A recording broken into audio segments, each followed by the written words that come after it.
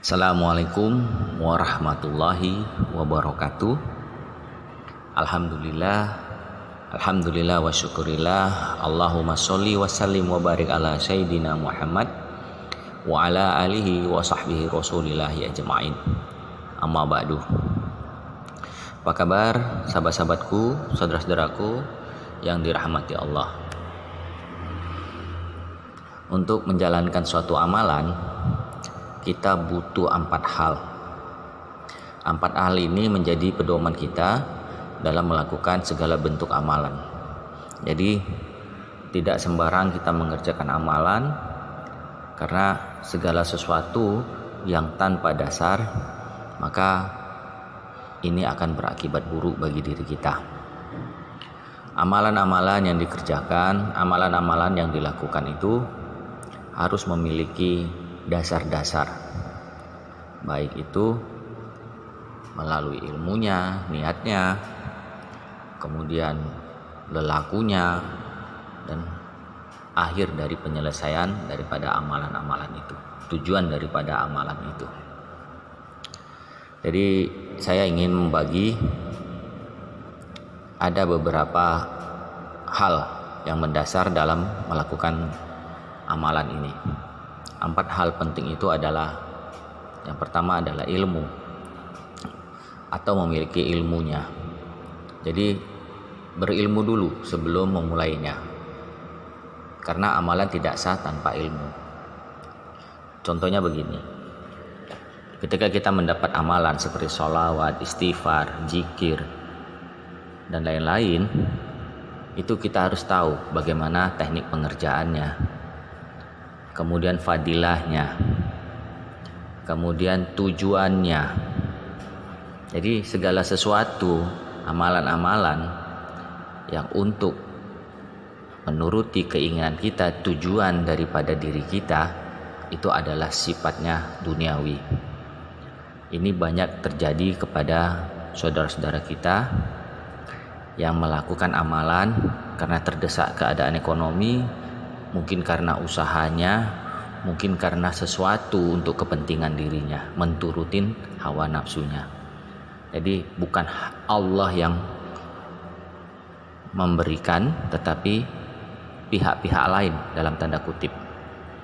Jadi memang segala sesuatunya atas izin Allah, tetapi tujuan tadi tidak berkenaan langsung kepada Allah.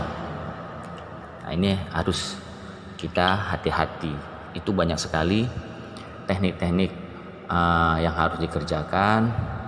Kemudian mungkin ada yang puasa muti lah, puasa ngebleng lah, puasa ngalong lah. Memang diikuti daripada surat-surat dalam Al-Quran itu, tetapi itu sudah melenceng daripada syariat dan sunnah Rasul. Itulah mengapa kita harus cari dulu, karena segala sesuatu yang menuruti hawa nafsu kita itu akan hasilnya menjadi buruk kepada diri kita. Lalu yang kedua itu adalah niat. Jadi innama a'malu biniat. Sesungguhnya amal itu tergantung dengan niatnya. Niat pada saat memulainya, karena amalan tidak sah karena tidak ada niat. Itu yang saya bilang tadi, niatnya untuk apa? Untuk diri kita kah atau untuk Allah? Nah, kalau memang untuk Allah, kembalikan itu semua kepada Allah. Wa fu'awidu amri Allah. Jadi jangan menturutin selera kita. Nah, ketika menurutin selera kita, hasilnya tidak diraih, maka kecewaan yang kita dapatkan. Nah, sudah capek beribadah, sudah capek meluangkan waktu dengan amalan-amalan, ya kan? Maka yang didapat apa? Kekecewaan. Artinya apa? Tidak mempercayai lagi kepada kehendak Allah, tidak mempercayai pada takdir Allah. Selanjutnya, amalan itu perlu sabar.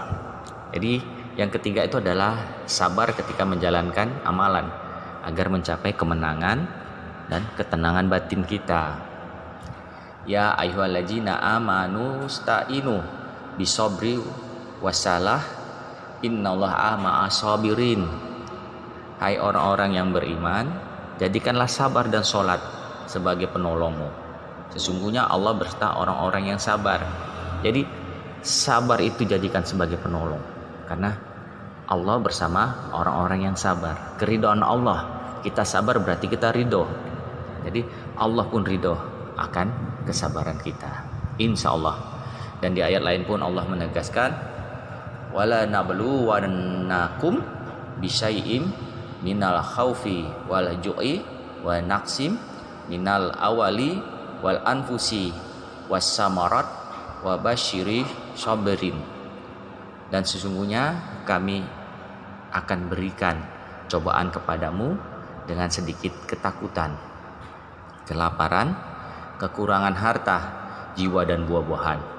Dan beritakanlah kepada orang-orang yang sabar. Jadi jelas ayatnya, kita akan diuji apakah kita sabar dengan kehilangan, ketakutan, sedikit buah-buahan, kekurangan harta, jiwa. Apakah kita masih bisa sabar?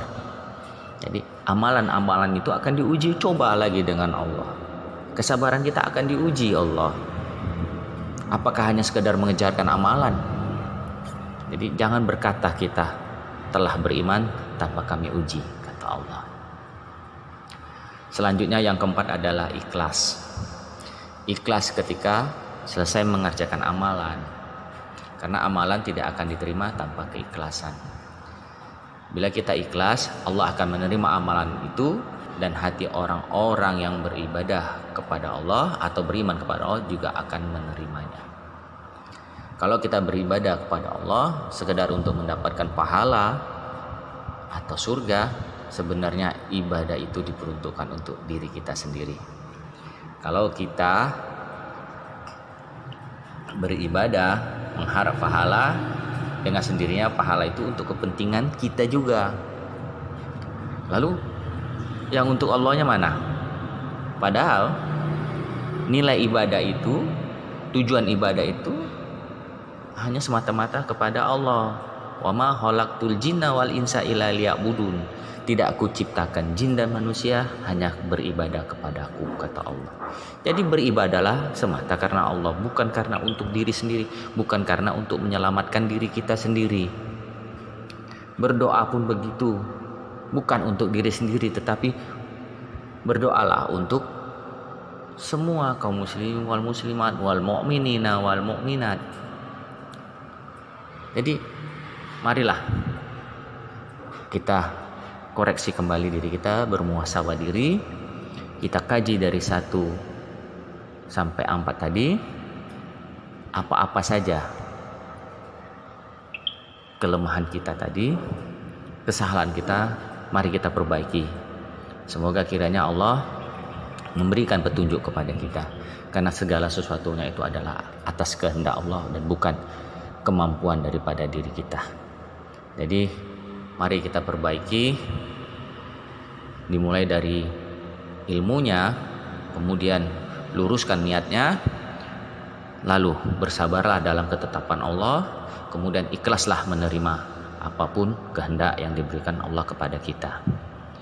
Jadi kalau kita sudah serahkan semua kepada Allah, apapun bentuknya, insya Allah kita lapang dada menerimanya.